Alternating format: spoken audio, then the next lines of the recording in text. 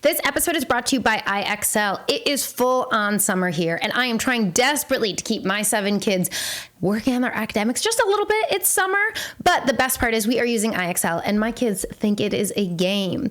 IXL has reading, writing, math, science, and much, much more pre-K through 12th grade. So as you know, the children in this household are, let's see if I can do it. They're going to kindergarten, 3rd grade, 4th grade, 5th grade, 8th grade, 9th grade, 11th grade. So it covers all of our kids. I'm not trying to make this summer super intense with heavy academics, but I want them to chip away. The best part about IXL is it adapts to your child's level. So they're always working at the right pace. Kids get instant feedback and clear expectations, and you as a parent can easily track their progress. The best part is they think that it's a game. Make an impact on your child's learning and get IXL now. The Behavior Blueprint listeners can get an exclusive 20% off IXL membership when they sign up today at IXL.com/behavior. Visit IXL.com/behavior to get the most effective learning program out there at the best price. Hi, everybody, and welcome back to the Behavior Blueprint podcast. I am Mandy Grass, behavior analyst and parent coach. This episode is going to be a little bit of a left turn here. This week on my Instagram stories, I posted a story about my partner, Jerry, and I. I was cleaning the kitchen. We had his nieces visiting the entire week, and I was recording the girls. They were like slow-mo walking. Anyway, I still had left my camera up, and Jerry came down, and he gave me a kiss, and he grabbed a beer, and he sat across from me while I cleaned the kitchen, and we chatted.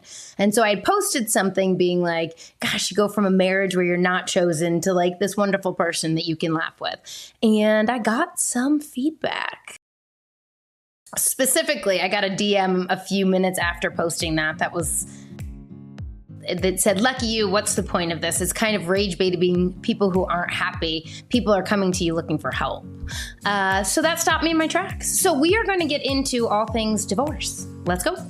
Hi, I'm Mandy Grass, the family behaviorist, and these are 3 of my favorite little humans. Hi, I'm on this podcast. Let's do this. Let's do this. This is the Behavior Blueprint, where we can figure out why kids do what they do. Is that why parents yell sometimes? Sometimes, because parenthood is messy, behavior is complex, but with the right blueprint, we can figure it out together. Yeah!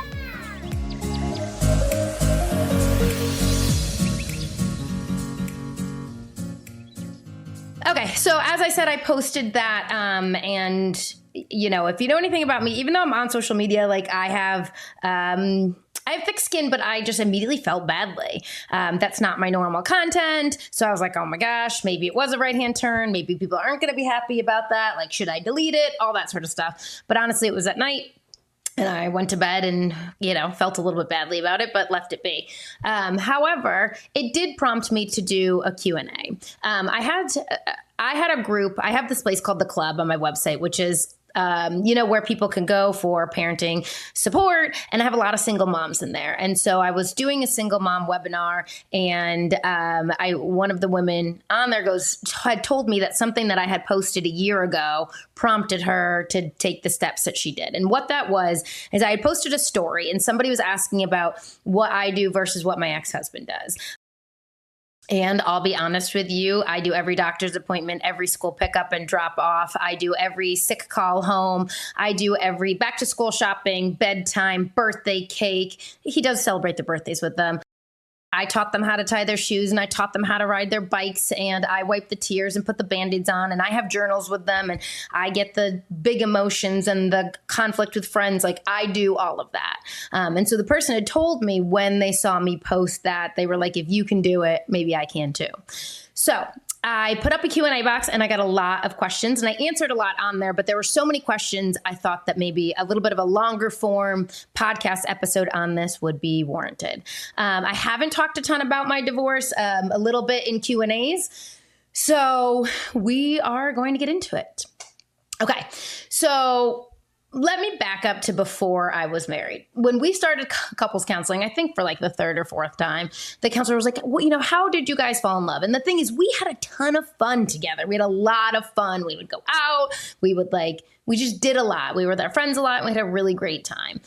But as you know, right, life changes, and we got married and we had kids, and expectations change when that happens. So before I got married, though, I got married in October, and it was April, and my ex was having like a fire at our house with some friends, like a not a bonfire, but like a little fire. And it was April 1st. I went over and I went to go warm my butt up, and I tripped and I fell in the fire and I burnt my butt.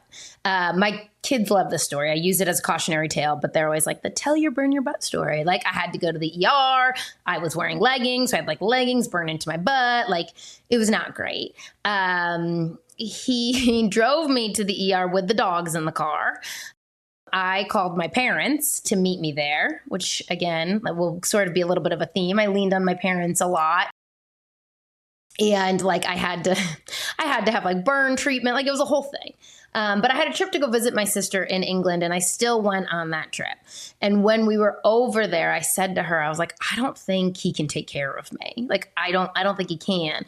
And then the next words out of my mouth were, but I can take care of myself. So I really prided myself on I can do it all. I can take care of it all, to the extent that it's a pretty big flaw.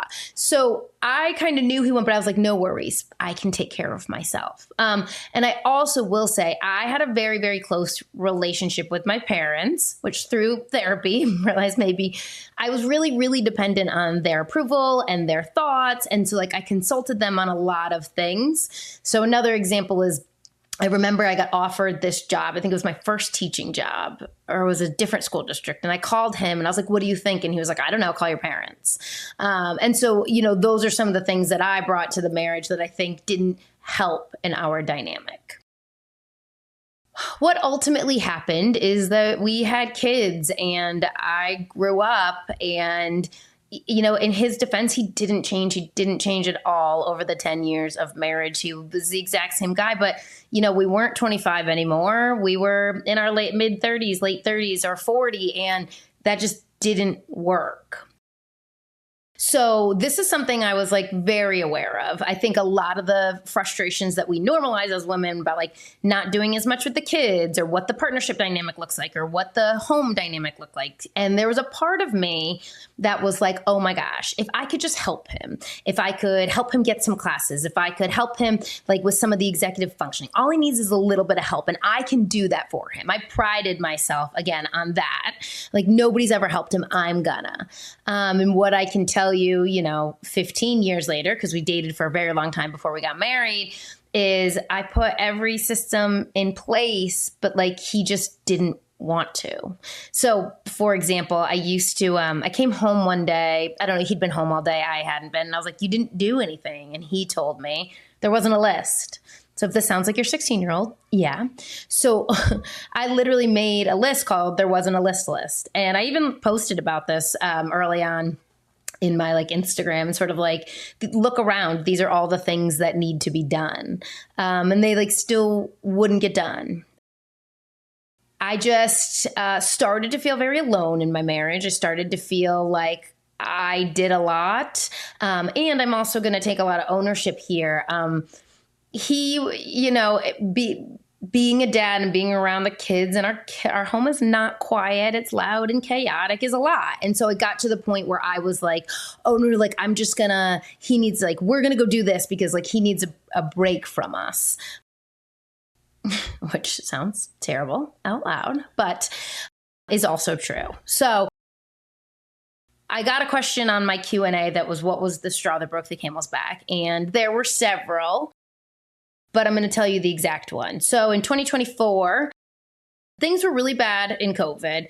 And, a lot of things happened, right? I think there was an increase in, drinking and needing to escape and that sort of stuff. And then we had another baby in 2021. So at the end of COVID, we got pregnant, or at the end of 2020.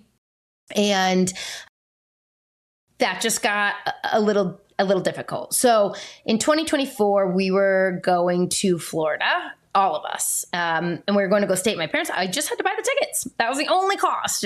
And genuinely, when we're down there, I become a little kid. My parents take care of everything. It's wonderful.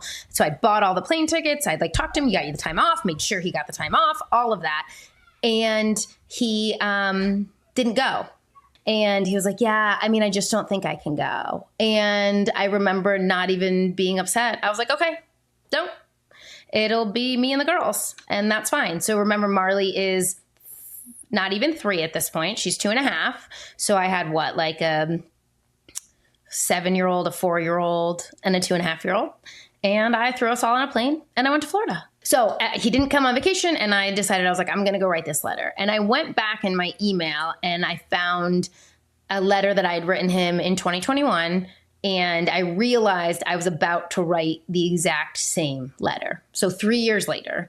And it was kind of in that moment, I was like, am I going to write this again in 3 more years? Like, where is the line here? Like, at what point have I done enough? And to back up to, we had gone to 3 or 4 couples counselors, not like switching them. Like we would go to one for a little bit and then things would feel better. And then we wouldn't. I remember the very first day I called a couples counselor. I emailed him at 4 a.m.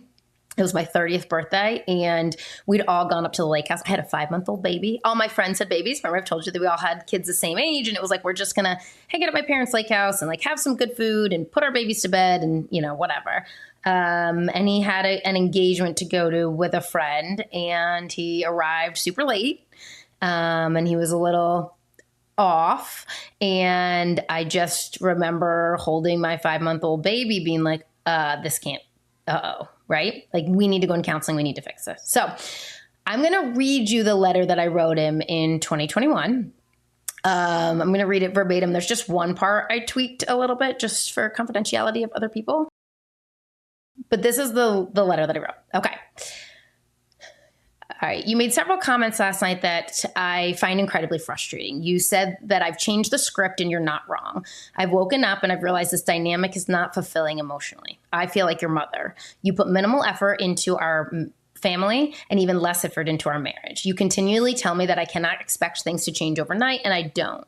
The discussions we are having now are the exact same discussions we had with our marriage counselor 10 months ago and 4 years ago. Your perception and mine are vastly different. You will plan multiple weekends away with friends, Block Island, quadding, snowmobiling, and more. You have never, in our 7 years of marriage, planned anything for us. In fact, if I really analyze it, I don't think you've ever planned or even asked me out on a date night. You're very comfortable going along with the life I've created and popping in when it's convenient for you. You told me the other day that I need to tell you no more. I will not do that. That is not my job. I am not your mother. I will never ask you to pick us. You have to make that choice. You continually say you want this relationship and family, but your actions do not match your words. I'm afraid of the realization that we are not enough for you. I'm partly scared that once you I'm partially scared that once you start therapy, you will realize you don't actually want this life. I feel like you do not want to be my husband. I am 34 years old. I have a lot of life to live, and I deserve to be with somebody who wants to be with me.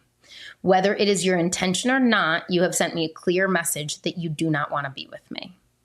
I am working on myself and my role. I agree I helped create this. I have willingly picked up the pieces and created a life for the girls of comfort and security. I have taken them places and done things whether you came or not. I have protected them from the mood swings and unrealistic age-appropriate expectations. You should see the messages and videos I have saved for myself to help me realize that I have value and I have worth. I am starting to feel like a roommate and partly a meal ticket. If I could go back right now to in that moment and decide whether or not to get married, knowing what I know now, I'm not sure I would have made the same choice. It seems to be a lot of work for you to think of me, and that is really sad and really hurtful. Last summer, I asked you to teach me how to mow the lawn, so there wasn't anything in terms of daily maintenance of our home that I couldn't do. You do not see it, or worse, you see it and chose to ignore it. I want you and I choose you. I have tried for 12 years to get you the support you need. I'm quickly reaching my limit. I want to be married forever. I want you to be my best friend, and I enjoy being around. Honestly, our anxiety makes it easier to just do things without you often. I'm not sure that you know how to love us. I have said 1,000,000 times over, and I'm not sure if you don't hear me or you don't care. I need more. I need a life partner. I need someone to be my support system. The girls deserve the best version of you, and so do I, but it often feels like we're a burden. We are a checklist to get to the fun parts of life. It is sad to me that we are not the fun parts for you. I'm trying to get you to realize, but I'm not sure you care to see what's right in front of you. I do not want a divorce. I do not want that for my kids and myself, but I need to do what is best for everyone involved. You need to decide if you want to be a part of this family. me. You need to do some work on yourself and figure out why you can't sit with any emotion and why you run from the literal one person who has had your back through everything. I am the person who has never deserted you in the 12 years we've been together. So that was 2021. There were a couple emails to follow. There were lots of things, right? Like, this is not going to be some long script about like everything that he did or that I did and that led us to that point. But there was a lot. But I felt like this letter, like I read this when I was prepping this podcast and genuinely like started to cry because it's like, oh, my heart breaks for that girl. My heart breaks for that girl a lot. And, you know, here I am on the other side and I have a wonderful life. So some of the questions that I got in the question box were about dating stuff. When I got divorced, it wasn't about dating at all. It was about like, this will just be easier on my own. I'm already doing it all alone. It will just be easier. And when we separated and he moved out, nothing changed for me. Nothing. It was about 6 months in, I realized there was one thing I guess I sort of missed. We used to alternate who did bed and who like cleaned the kitchen. And so obviously when I was alone, I was doing both. And maybe one night somebody was over, maybe my brother or something, and was putting the kids to bed. And I was like, oh, I kind of miss that little break. But that took me 6 months to even realize. And if that was it, I was okay with that. So one of the questions was like, what about dating? I did not think about dating. I did not think about dating at all. I thought about, oh my God, I might get my life back. And that felt wonderful. Now I did meet Jerry. Jerry and I were set up. A friend had reached out to me in the middle of the summer and been like, I have somebody for you when you're ready. And I was like, I'm not ready. And then some things transpired and I got a level of closure I think I needed. And I was like, okay, I'm ready to date now. And to be honest, I don't know if I was like, I don't, I said vindictive in my story. I don't know if it was just like a sort of maybe even petulant, like, oh, I'm ready now because he had moved on. But I'm glad it happened the way it did because it didn't give me a moment to think or overanalyze. I was just like, I'm going to go out on a date with somebody for the first time in 18 years. Now it happened to be Jerry. So there were other questions in the Q&A about like, Jerry was my first date after divorce. And we both knew pretty quickly that we like really liked each other and were a good match. So one of the questions was like, do you wish you dated more and explored that part of yourself? No, I don't, because all I ever wanted was to be loved.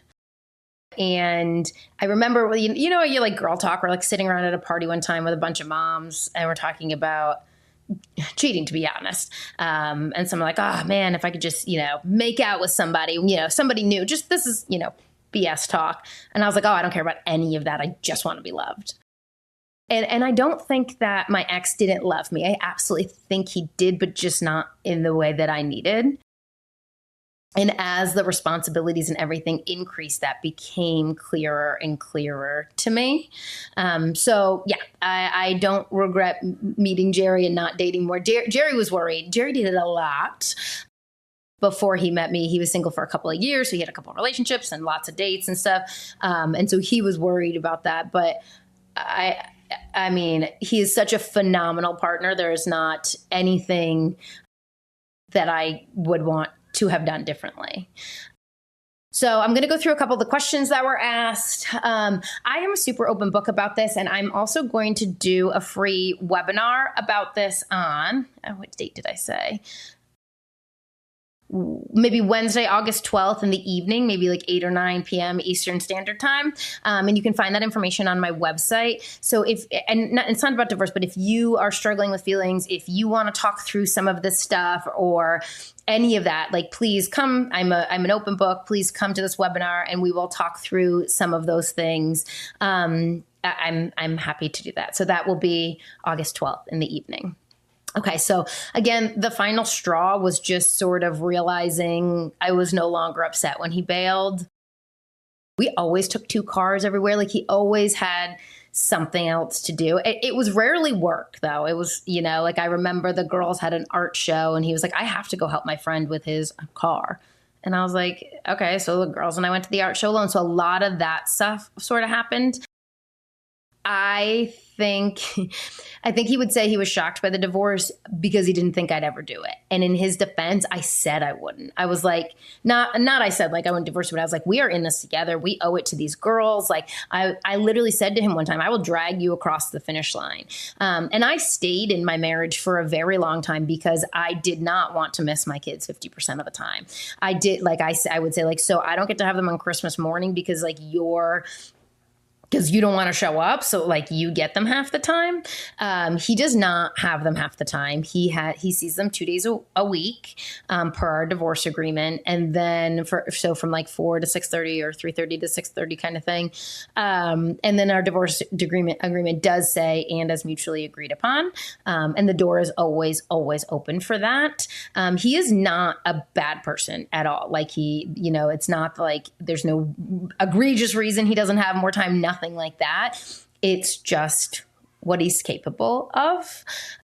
And another thing I will say, as somebody who stayed married specifically for Christmas morning, this year I offered him. I had the kids Christmas Eve and I brought them over to his house around 9 and I said, would you like to have them Christmas morning? And he said yes. And it wasn't terrible. It wasn't some giant heartbreak that I thought it was, because they came to me at 9 and our tradition looked a little different, right? I made them all sit on the stairs and it does look different, but given that I stayed married for that moment, it was still a wonderful Christmas morning, so all of those sort of things.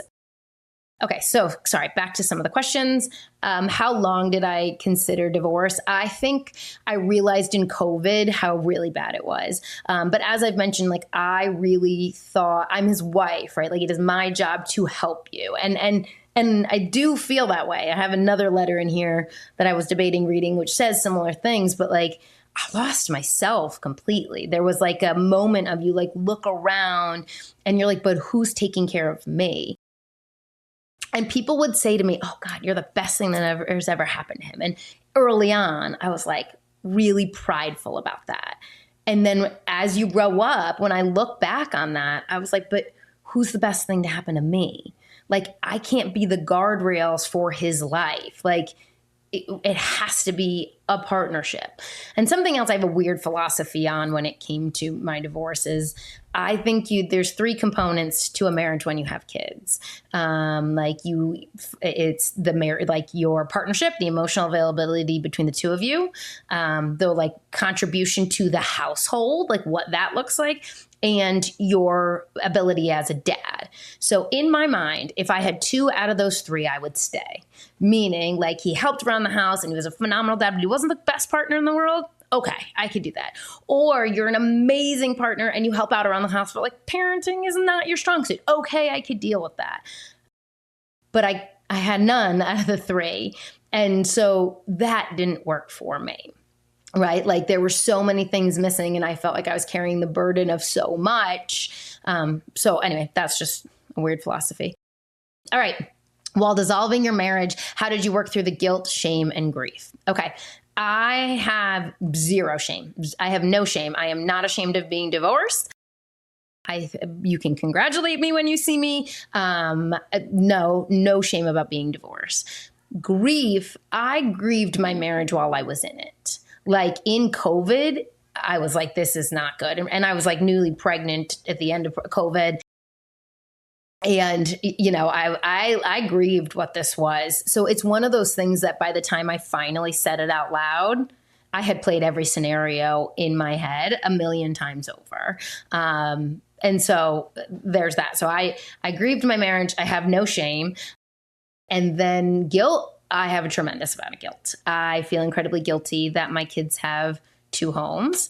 I feel incredibly guilty that he's not as hands-on as I would love for my kids. And they are in therapy and we go to therapy together and we like definitely work through what that looks like. But that one I feel a tremendous amount of guilt for. And like, I feel guilt that didn't give them an amazing dad. I had an amazing dad. I mean, 2 episodes ago, we're talking about my dad's flaws, but like my dad coached every team. He like, when I got diagnosed with dyslexia, I've read every book and like they found the tutors that I needed. I had an incredibly hands-on parenthood. So I feel tremendous guilt that I didn't give that to my kids. Now I will say in my new partnership, they have that a million times over. So that feels really wonderful, but that was never a consideration when getting divorced. It was, I'm already doing it on my own. I can do it on my own. I remember one time I was pregnant. 2021 was really rough for us in hindsight. It was 2021. Phil was going away on a snowmobile trip. I was pregnant. We had a wood stove at the time, and it had snowed the day before he left. And maybe school had been canceled or something. And I woke up and I walk outside and he hadn't shoveled anything. And at this point, I'm furious. And so I call him, or maybe I texted him, and I was like, seriously? I'm here with 2 kids and I'm pregnant. And like, I needed to shovel for the dogs and to be able to like get wood in the house. And he said, I think it must have been a text. He said, I thought you were a strong, independent woman. And I said, oh, make no mistake. I can shovel it. But then what do I need you for? Like, what are you bringing to the table? And again, it isn't like to rage bait anyone, but that's what I have with Jerry. A couple weeks ago, we were at a lacrosse tournament. We'd been in a lacrosse tournament all day long because, of course, Lola had the first game of the day and his son had the last game of the day. We'd taken everybody out to dinner because I didn't want to cook. And we got home and I was like, I just need a shower. And I went upstairs and showered and I came down and he'd emptied the entire cooler and he had washed all the water bottles and he had done all the things that need to be done. And I hope you're listening to me and rolling your eyes and being like, that's the bare minimum, because it is. But it was like such a breath of like, oh my God, I didn't have to ask somebody to help me. I didn't have to. And I think if Jerry was on right now, I'd be like, it's not helping you. It's doing what we need to do. But so much of my life was like explicitly spelling out what I needed and then still only getting like half of that. One time I'd been in New Hampshire with the girls, all 3 girls. We've been in New Hampshire for the whole weekend. I texted him and I was like, could you just bring some wood in for the wood stove? And could you, I don't know, something else. I get home, the garbage, which had been picked up Wednesday, was still at the bottom of the driveway. And I walk in the house and it's like afternoon and there's no wood. I was like, I asked you to bring the wood. And he was like, it doesn't need to be done on your timetable. And I was like, you just had a kid-free weekend with like 0 expectation. Like, what's happening? And so those are the moments where like Jerry, my favorite coffee place burnt down. It's a donut shop that makes this coffee that I love. And I was like, oh man, like they make this banana hazelnut coffee I love. And he went out and bought the banana hazelnut coffee. And then I was telling my sister about it. I was like, oh yeah, but I like have to make it. I haven't made it yet. And I come home that day and he had gone to Home Goods and gotten 3 crafts and a giant ice thing because this place makes coffee ice cubes. And he had 3 giant things of the banana hazelnut iced coffee. And he was like, I realized I only did half of it by getting you the coffee. I should have made it for you. And so these are these silly moments that's like, it's this not some huge grand gesture. It's just somebody like knowing you and loving you and showing up for you. So again, this is not to rage bait anybody, but there's this moment of like, I wouldn't even allow myself to dream of that. I just felt good getting divorced that like the letdown wasn't there as much. Okay, sorry, back to a few questions. So how do we share custody? As I mentioned, it's 2 days a week. You know, he's had a couple overnights, mostly when the girls request. He doesn't really come to stuff. I did kind of sit him down and told him like, you need to, they need this for you. You need to step up. So we're working on that kind of stuff. So someone said, how do you know how to be open to men when your trust was broken or your judgment was wrong with your ex? My trust was not broken. There was no like grand deceit or anything like that. The person who broke my trust is me. And that's a hard pill to swallow. Like I didn't value myself enough to think I was worthy of an equal partner. I thought like, oh, if I could just, and so trust. Jerry brings this full person, like he has hyped up my work from day one. He like made me a sign. He's follows everything and comments on it or sends me things that he thinks are pertinent. Like, I don't know. I didn't trust myself. And that came up in therapy once. I was like, I'm really mad at 22-year-old Mandy. And I'm not, because I have my 3 wonderful daughters. I wouldn't trade that for the entire world. They're the coolest kids. I love them through and through. But my goal for them would be that they value themselves and they know what they bring to the table and they know that they are worthy of a partner, because I'm not sure I ever had a full partner. Okay. So somebody said, did your ex, so I have mentioned he had ADHD. Did he treat his ADHD? And do you think that would have made a difference? I think people need to work on themselves continuously. Like, I have been in therapy. I think we need to be self-aware. I think we need to like hear feedback from our partners. And I'm not saying that like I don't get defensive when I do, but then work on those things. Like, for example, Jerry was like, you don't say you're sorry enough. And I was like, okay, fair. And I have to work on that. So I think one of my goals for my daughter is to be aware of her ADHD, to be aware of how it impacts others, and to be receptive of feedback from others. So that's how I'll answer that question. Was I scared to lose time with the girls? 1,000,000 times over. I stayed way, way, way longer than I should have because I did not want to lose a minute with them. How's my relationship with my ex-in-laws? My relationship with my ex-in-laws is really great. They watch the girls.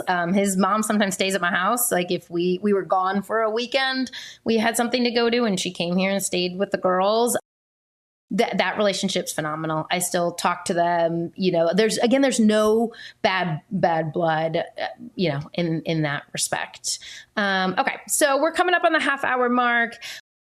I think I've answered a lot of those questions. Some of the questions start to get into blending. So please, if you want to talk more about this, if you want to learn more about what my dating was like after my marriage, if you want to learn more about how we blended families and what that looks like and what it looks like in I'm going to say second marriage. We're not married, but like in a second relationship. I'm happy to dive into that topic. Again, I know this is like a little bit of a sideways turn from my normal content, but given how many of you were asking, it just felt like something people probably needed a little bit of guidance on. And one other story on that is when I started seriously thinking about getting divorced, I thought about it obviously for a very long time. I had a friend from college who we hadn't talked in years. We're Instagram friends, whatever. I could see that she had gotten divorced. And I reached out to her and I was like, hey, what does this look like? And she was a phenomenal support. Like, she was absolutely incredible. And, she told me that she's like, you have no idea how many people reach out to me. And then once I got divorced, I will say, you have no idea how many people reach out to me. Like, I had a friend, and I saw her after summer and she's like, how are you? This was the summer I got divorced. And I was like, I'm divorced.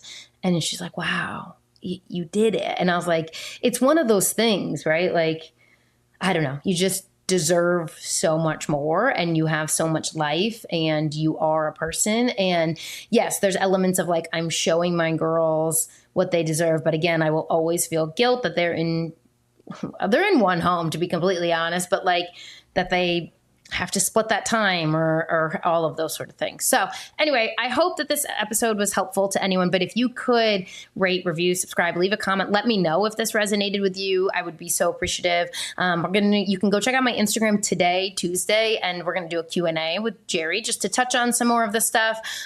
So as always, if you have any questions, please let me know. I'm happy to be a resource for you in any capacity. I know that my page is parenting. I guess this all sort of plays into parenting, if I want to do some mental gymnastics there, but who you are as a person, where you got, and if people realizing I'm a single mom helps them, or was a single mom helps them in their parenting journey, then let's get into it. So also consider, if you want to go check out my website, thefamilybehaviorist.com. Again, next Wednesday, August 12th, I'm going to do a free webinar. I don't exactly know what to call it, whether it be like single parenting or, parent support group, and we can touch on divorce, or if you're considering, you have questions, you just want to hear from other people. Your story is not as uncommon as you think. So Anyway, this was a very vulnerable episode, so please let me know what you guys think, and I look forward to seeing some of you on August 12th. If this podcast has helped you even a little bit, leaving a review is one of the biggest ways that you can help me. It helps other parents find the show, and honestly, it helps me know what's landing for you. You can do it right now while you're listening. I would really appreciate it.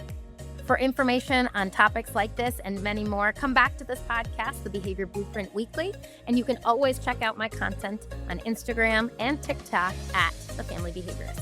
Thanks so much.